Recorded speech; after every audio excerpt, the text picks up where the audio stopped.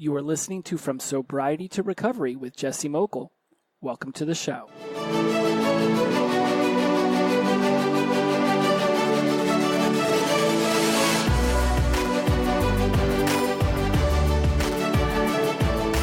Hello, my friends. Welcome back to From Sobriety to Recovery. My name is Jesse Mogul, and I am in addiction recovery.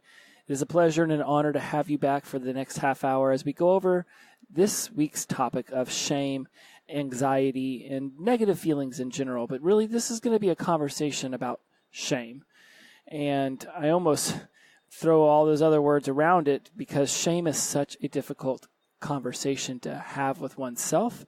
It's a very difficult conversation to have with other people because in being shameful and admitting that you have shame, there's a vulnerability there that a lot of us have a hard time expressing. Even in addiction recovery, where we'll sit in meetings and tell people about the things that we do, the things that we've done that, brought us to those meetings. In a lot of cases, in fact, for me, the case is that I don't feel shame in those rooms because I know that other people there have a similar story. Other people have lived a similar life. That's why they're sitting in this room with me. It's when we go out into the rest of the world and people aren't as familiar with addiction recovery and sobriety and everything that comes with that all of a sudden discussing this stuff becomes much more difficult. When in fact, let's face it, most of the people out there have things that they're not proud of, and most people are dealing with an addiction of some sorts that they have not even begun to unwrap, let alone are willing to discuss in a public forum. When I think about my shame, it brings a lot of anxiety, mostly because of, so here's my thing on anxiety. I believe that anxiety is the fear of what will happen in the future.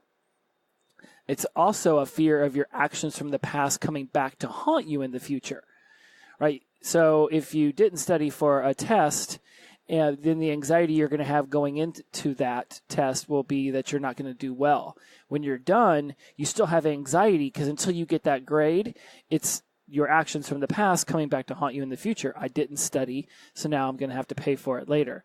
The anxiety I would feel in the morning waking up from a hard night of drinking would be that of, did I do something wrong? Did I damage my car? Did I insult a friend? Did I hurt someone's feelings? Did I do something bad? Did I pay my tab? Whatever it was. Once I talked to enough people and realized that my actions weren't that appalling, then the anxiety went away. You don't have anxiety for your actions from the past. You have regret and shame, which can bring about anxiety because of what you think will happen or what you think of yourself and what that could mean for your future. In my research for this episode, and one of the reasons why I'm really diving heavily into this right now is I've been Audibling, which is an app where you can listen to books on tape. I've been listening to Brene Brown, her book, Daring Greatly. I've been listening to John Bradshaw's Homecoming, which is a book about unearthing all of the childhood shame that has been haunting us for our whole lives, and really going in there and unearthing the trauma. And then I've also been reading the book Untethered Soul. And so between Daring Greatly, Homecoming, and Untethered Soul, a lot has been getting unearthed in me. I've been sifting through a lot, and I've been shifting a lot. And whenever I have all of these shifts, what ends up happening is it becomes very overwhelming to me. I feel emotions just like anyone else. I don't necessarily express them outwardly as well as other people. And I believe that those that know that that's a weakness of mine will be able to, they're able to poke at it.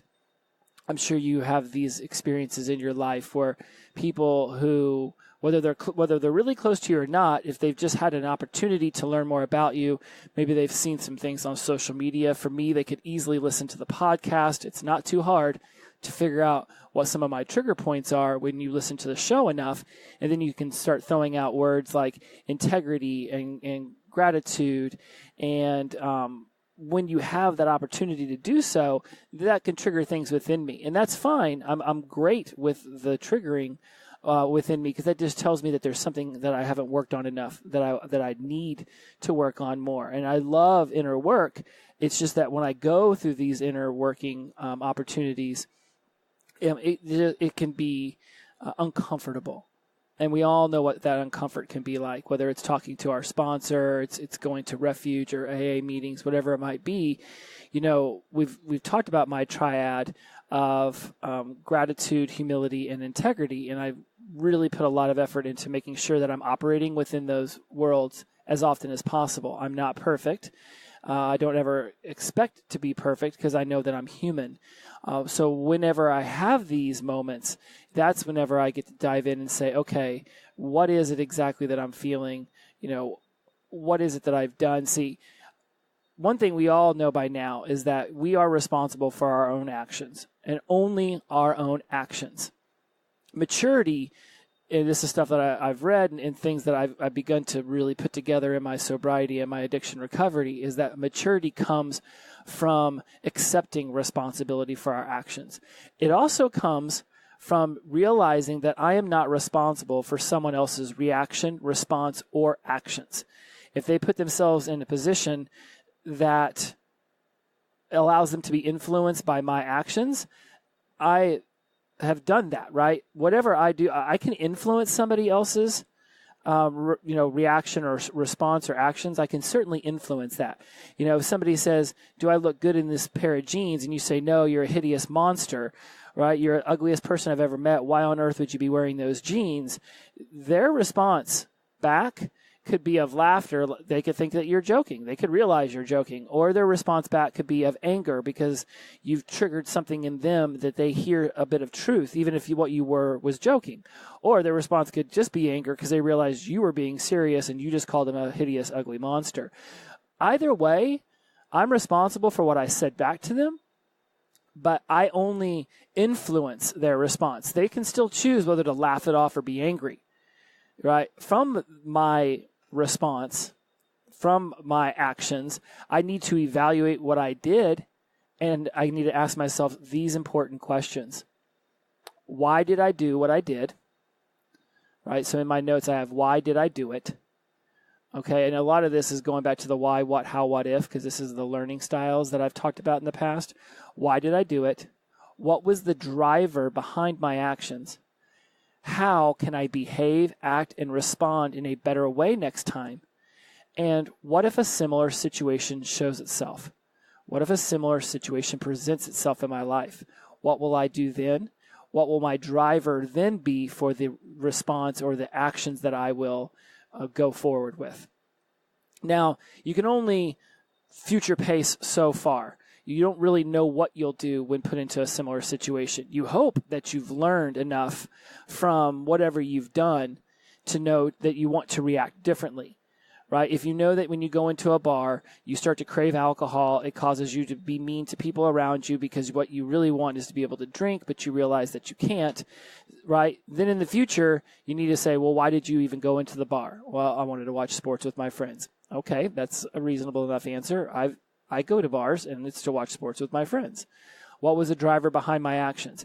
I wanted to have connections with my friends. They wanted to go to the sports bar to watch the game, so therefore I did that.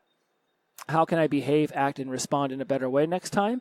Well, for me, I don't get triggered by alcohol when I go into the sports bar anymore. But, okay, not ever. Let me take that back. The triggers are less frequent. It still can happen when the beer shows up from the waiter or waitress and, it passes within smelling distance of me. Yes, there's that minor trigger. But I remind myself that the driver behind why I came to that sports bar was to connect with my friends. So then I'll conversate with them more. I'll talk more about the football game. I'll get more excited about why I'm there and less focused on the alcohol that is around me. And in the future, if a similar situation presents itself, what will I do? Okay, well, beer and alcohol are going to be around me when I'm at the sports bar. What will I do? I will just tell myself that, I am more than happy with my sobriety. I am very, very happy with my sobriety, in fact, and that what they're doing is not what I'm doing. And it's okay that they're drinking alcohol around me. That does not need to influence me to want to drink alcohol. My driver is and always will be, I go to the sports bar to connect with my friends and watch the game. So if I start to let my mind drift off to what alcohol would make that experience be like, I go back to the connection. Right, we've learned a lot about this in our meetings about addiction, the opposite of addiction is connection. So if you're going to go into situations where there's alcohol, then connect.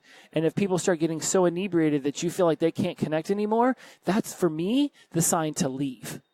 All right, so before, I don't want to get too far off into that, but that just came up and I just riffed off of that. But let's go back to the shame, because going through these books that I have been going through lately, it brings up a lot about shame. And it's a reminder that, to remind me, is this really shame? You know, in Brene Brown's The Daring Greatly, she talks about how she describes shame as intensely painful feeling or experience of believing we are flawed and therefore unworthy of love and belonging. And that's powerful, guys. I'm going to repeat that again. That shame is the intense, painful feeling or experience of believing we are flawed and therefore unworthy of love and belonging. I know that you guys can understand this. I know that some of you have experienced this in the very recent past. Everyone is worthy of love and belonging. All right? We are flawed because we're humans. That's just the way that it is. Step one, get over the fact that we're flawed. And for me, I don't feel that I'm worthy of love. I have a hard time with belonging. And I know from going through John Bradshaw's Homecoming book, this stems from my childhood. All right, Brene Brown talks about in her book that it's not the best approach to believe that we're flawed and unworthy of love and belonging, because the less we talk about shame, the more power it has on our lives. And that's her quote. The less we talk about shame, the more power it has on our lives. If we cultivate enough awareness about shame to name it and to speak to it, we've basically cut it off at the knees, right? And so this is something really to understand when it comes to shame, is that if we allow it to stay hidden, if we allow it to be obstructed, if we hide those emotions, then they become destructive to us, all right? Emotions happen all the time. It's like our breathing. It's like our blinking. It's like the feeling of being hungry. It's going to happen. The sun rises, the sun sets, so do emotions constantly come up. It's when we try to block them that is where the pain comes from. That's where the problems really arise from. I had so much shame, or if that was even the right name for it. You know, I just had a lot of trauma from my childhood, and I'm finding myself now in my sobriety and recovery, I'm putting myself in a lot of similar situations as to what I went through back in my childhood, my tween and teenage years, and certainly my 20s and 30s, as if I'm trying to relive them to see if I can make them turn out, and I'm using air quotes here, better. There is no going back and making a situation from your past better. Whatever we did then was then, and whatever we're doing now is now.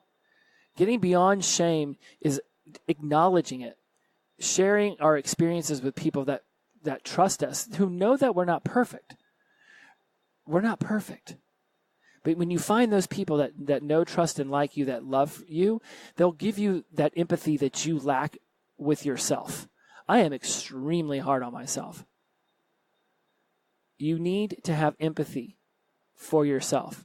If others provide that for you so that you can keep that sense of shame in perspective, then that is awesome. Now, I pulled some of this. There's an article called 5 Ways to Silence Shame. I might be able to put that in the show notes. I'm not sure how that's going to work out. But if you Google 5 Ways to Silence Shame, you can find this article. You're going to hear a lot of the same verbiage, because I enjoyed that article so much, and it was like the first one on Psychology Today. And I went through some NLP trainings too to pull up some of this, because of course my readings in those 3 books have been integral to all of this. Just acknowledge what it is that you feel shameful for. Okay, so in this Psychology Today book, it says, article I read, it says step 1 is bring shame into light. So acknowledge what it is that you feel shameful for. Number 2, it states you need to untangle what it is that you're feeling. Is it really shame? And in this part, it goes a little bit more in depth. And, I don't want to run off into a tangent on untangling it, but I do think it's really important that I stress here that shame may not be what you're feeling. and this article really talks about it really well, is that, is it shame? Is it humiliation? Is it embarrassment? Really figure out what it is, because shame means I am bad. Guilt means I did something bad. I have done bad things in my sobriety and recovery. I have talked about integrity and then not always lived my life with integrity. I know this. I have done things where I actively know they are of a non-integrity state and still kept going through with them. Now, am I reliving these unconscious habits from my past? Am I trying to rectify situations that I experienced then that I'm trying to fix now? I'm always unwrapping this stuff, guys. Always. And I want you to realize that in this journey that we're on, there is no definitive ending. There is no answer to all of this. But when you're untangling what it is that you feel shame, ask yourself, is it shame, guilt, humiliation, embarrassment? I am bad? No, very few humans will go down in the annals of history as really bad people. Hitler, Genghis Khan, there's some of these, warlords that we have nowadays. Yes, they are definitely seen as bad by society. I remember once bringing up in a podcast or a paper somewhere, there's always been that, there's always been that, it's like the great trivia, it's like the great question. If you had a time machine, would you go back and kill baby Hitler? And because he is bad, he is seen worldwide as a bad person. I am not arguing that. Do not think that I am. But I don't think you go back in time and kill baby Hitler. I think you go back in time and you love baby Hitler, because he was not born to commit the atrocities that he did. There was a lot of things that just kept snowballing that led to what he ultimately did that created World War II. People aren't bad by nature. It's almost like they're bad by nurture. And that means that it can be undone. Now, is there a willingness on their part to undo it? Charles Manson went to his grave still pretty crazy, right? No way that we're going to let that guy out. People will never not see him as a bad person. If he had been willing to open up into a different way of living, perhaps he would have gone up from being bad to just having done something bad, which would have been the guilt, right? And I know I'm using these crazy, outlandish examples here, but my brain's just firing right now because I've got so much going through it that it's really hard for me to even concentrate. But I'm doing my best, I think. Shame means I am bad. Guilt means I did something bad. I have done things bad, but overall I am not a bad person. I mean well with what I do with my life. It just doesn't always present itself to the public eye like that. All right, so number 1, bring shame to light. Number 2, untangle what it is you're feeling. Number 3, unhitch what you do from who you are. Right?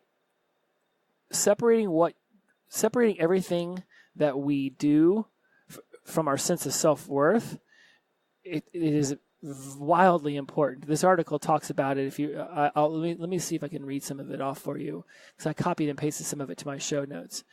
We all want others to admire what we bring to the table, but what happens if they don't like our contribution? If our self-worth is attached to what we create or offer, the answer is that we may very well be devastated by a sense of shame that can cause us to retreat or lash out. I think about this whenever I'm putting these podcasts together. What if this episode's not helpful? What if somebody listens to it for 30 minutes and doesn't learn anything? What if they walk away and go, this guy's an idiot? What if they read something on social media that makes them think that I'm a bad person? Well, what if? I do know this, that what I'm doing out here is helping people. I've been contacted by 2 great friends over the last few weeks, both wanting assistance into finding ways into addiction recovery centers.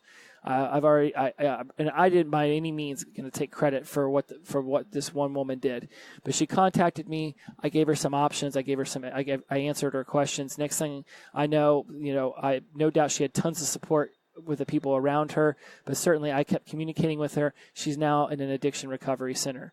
Another guy reaches out to me. I give him some answers. He says, thank you so much. I'm hoping that I hear from him in the future and that he's taken steps for that.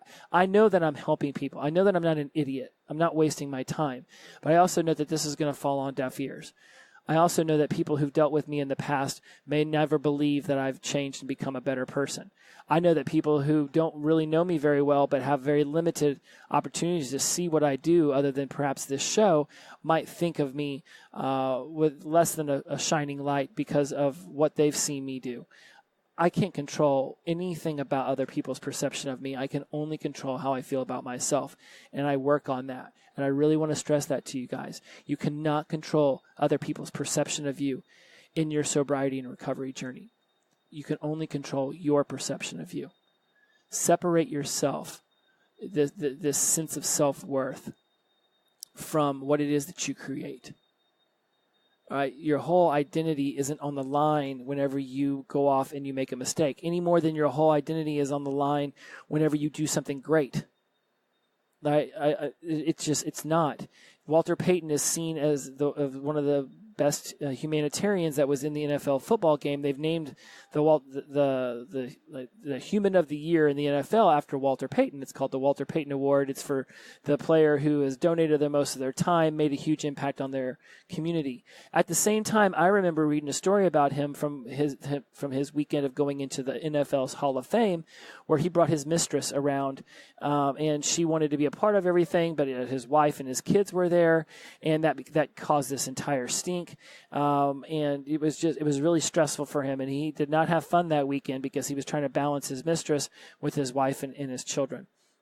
The NFL gives the best Human of the Year award named after him, yet on his day of all days to be put into the most honorable institution that the NFL has, their Hall of Fame, he was doing something that was of very low integrity, right? He wasn't a bad person, but what he was doing in that moment was something bad, right? And now from the mistress's point of view, it was great. She wanted to be a part of it. From the family's point of view, it was bad because they didn't want her interfering with their day. And I say all of this because it doesn't take away from what he did as an amazing human being when he was involved in philanthropy. It doesn't take away what he did on the field. He just did some bad things, but it doesn't mean that he's a bad person. All right, and you may not even be into football, but I know that you can understand that storyline there because we've all done something bad where we've hurt other people, but it was something that we wanted to do. It was something that made us feel good and made someone else feel bad. I'm not responsible for that other person's feelings any more than you're responsible for everybody else's. They played their part to get them to the point where they were at, where you did what you did. It's a web, but it's also not. So just unhitch what you do from who you are. You are all doing something in the past that led you into addiction. I have no doubt that you stole, that you lied, you cheated, you hurt other people. That doesn't mean that you're a bad person. It just means that you did some bad things. And in your sobriety and recovery, you're equally going to do bad things. Maybe not as bad as it once was. You didn't get in a car and wreck it. You didn't, cheat on your spouse. You didn't break someone's heart. You didn't steal from your mom. Whatever it is, yeah, you're doing different things now that are bad or hurtful on a different scale, right? And it's just, let's figure that out. I'm not going to say compartmentalize because it's all part of a bigger picture, but realize that you're getting better. You're doing things better, and you're still going to do some bad things. Everybody plays their part in this scenario, right? So recognize, and step 4 in this article is recognize your triggers. The article states, one of shame's sneakiest tricks is its ability to hit us where we are most vulnerable, right?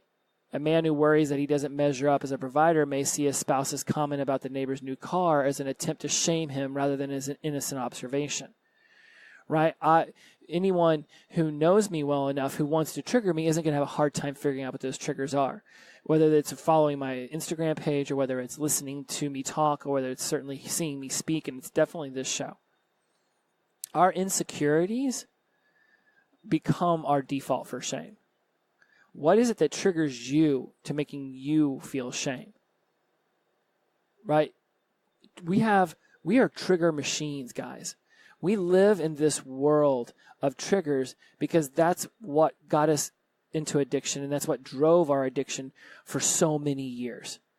So now you've started to see and understand your addiction triggers, right? Your boss yells at you. It makes you want to drink. You go home. You drive by your usual liquor store. Next thing you know, you're pulling into the parking lot. And before you know it, you're sitting in the parking lot and you're drinking Jim Beam, right? You know that's a trigger. So now next time that your boss were to get mad at you, right, you've learned better ways to handle that. You stop, you breathe, you think, you evaluate what it was that they're really upset with. You go in, you have a conversation when they're less emotionally triggered. When you're less emotionally triggered, you move on it. You've heard me talk about STEM before. You stop, you think, you evaluate, and you move. Our insecurities prime us has a default for shame. Our insecurities prime us for the guilt feelings, right? By being aware of what triggers this shame within us, then we can stop it before it starts. If you're aware of what triggers you to get angry, if you're aware of what triggers you to have guilt feelings, if you're aware of what triggers you to have shame, then when you see, hear, feel that trigger coming at you, then you can stop it. And you can say, okay, did I do something bad or am I bad? And let's just go with the default that we're not bad. So what did you do that was bad? Ban these triggers from your life. Embrace who we are. We have to embrace who we are. This outside world that tries to tell us who we are, that's not going to work. Someone can tell me that I'm a bad person. Only I can truly believe that I'm a bad person. As I dive into this book about shame, again, it's called Homecoming by John Bradshaw. It's really very powerful. If you are emotionally, if you're emotionally vulnerable and you find that you're easily triggered to want to go relapse, I would highly recommend that you don't dive into that book, and he gives you some ways of deciding whether you're ready for what he's teaching you. And as I go back through all of this shame, I'm very happy that, and again, is it shame, is it guilt, humiliation? I'm working through all of that, but I'm much in a better place to be doing this going as I'm completing year 3 than I would be completing year 1. And then number 5 in this article is make connections. Shame at its essence is a fear of disconnect. Right? Whenever I look back at where I have this shame, this guilt from my life, a lot of it came from the disconnections that I was having. Think about it. When you get supremely intoxicated, it is really, since the opposite of addiction is connection, then obviously addiction is disconnection. And so when I was disconnected from my family and my friends, from my community, from people in general, from my school, from my spiritual, and again, I'm not a religious guy, but I definitely believe in a universal power and energy that controls all of this, that maneuvers all of it. When I became disconnected from that, that is when the shame of my drinking really overwhelmed me. The guilt of my drinking really fueled me, and ultimately it led me right back into drinking. That whole hair of the dog mentality. All right. So when you find that shame is coming at you, when you find that guilt is coming at you, begin to make connections with the people in your inner circle. Begin to make connections with the people who love you. They will show you empathy. They will show you compassion. They will be the answer for yourself that you don't have in that moment of weakness, and they will help make you stronger. Just make sure you choose those people wisely, because if you go up to someone that you think is going to offer you support and they don't, or they reject you, or they negate you, that no matter what you say, they're not listening to hear, they're listening to respond, then you're going to feel a sense of rejection, right? And that's going to fuel resentment. And once you've started down the path of resentment, it's just going to lead to more rejection. And before you know it, you're going to have this whole, fuck this shit, I'm out of here kind of mentality with them. And where do you go from there? Do you go back to the bottle? You go back to the needle? You go back to the straw?